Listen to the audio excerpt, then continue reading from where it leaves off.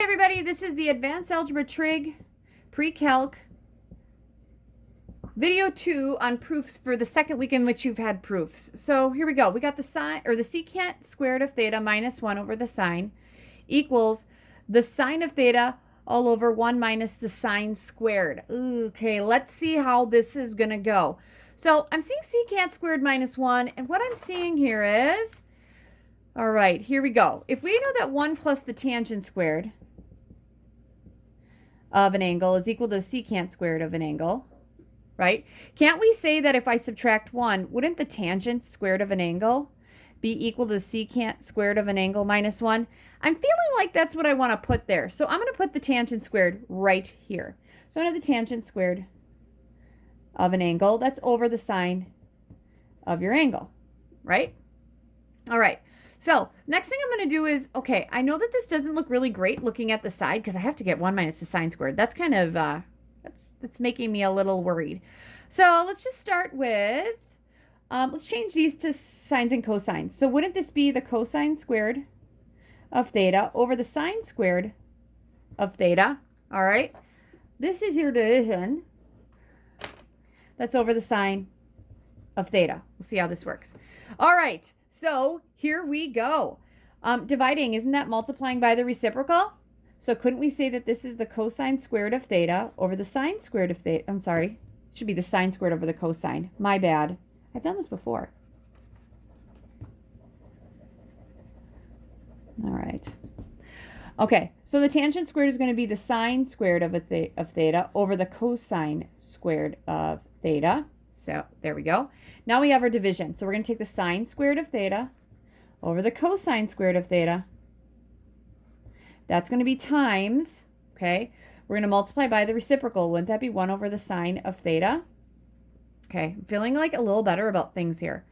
All right, so if you need to, this is, I'm going to put this in parentheses. Just keep in mind this means the sine squared of theta over the cosine squared of theta divided by the sine of theta.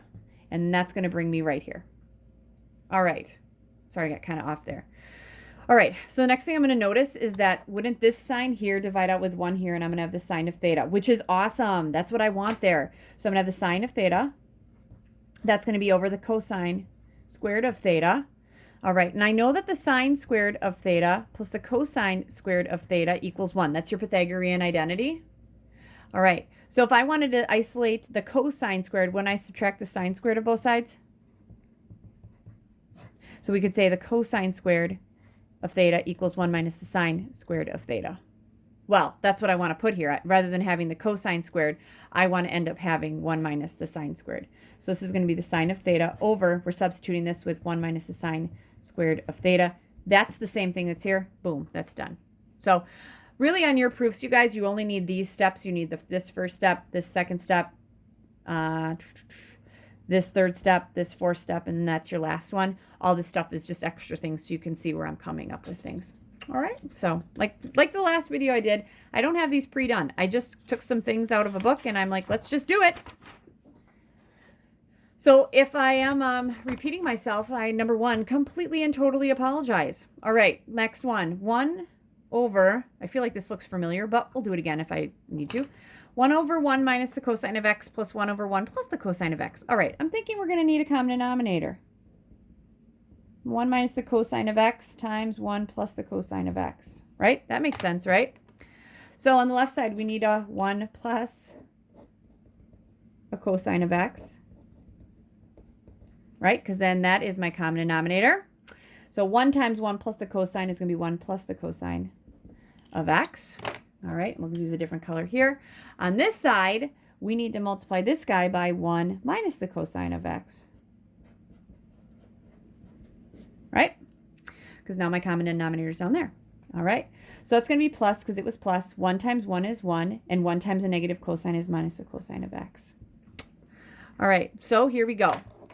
So on the denominator, okay, the denominator, I am going to multiply the top out. I'm going to simplify the top, multiply the denominator. Okay, so this equaled 1 plus 1 is 2. The cosine of x minus the cosine is 0. So all I have is a 2 on the top. I'm going to make that look better and put it in the middle. All right, multiplying this through. 1 times 1 is 1. 1 times a cosine of x is a cosine of x. Negative cosine times 1 is a negative cosine of x. And a negative cosine times a positive cosine is a negative cosine squared of x. That equals. Moving down to the next one, 2 over. All right, don't these go away? We're going to have 1 minus the cosine squared of x. Now, every so often I peek off to the right and I'm feeling okay because I got a 2. All right, this guy here, let's see if there's something I can substitute in. From the last problem, didn't we say that the sine squared of an angle plus a cosine squared of an angle equals 1? So if I wanted to subtract the cosine squared of my angle, wouldn't this be the sine squared of my angle equals 1 minus my cosine squared of my angle? We're good with that? So rather than having 1 minus the cosine squared, I'm going to make this 2 over the sine squared of my angle, which is x. All right.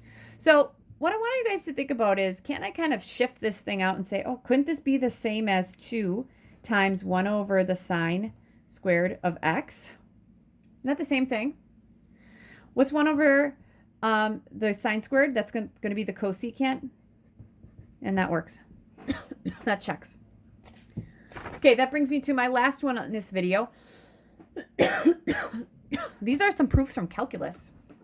All right, so here we go.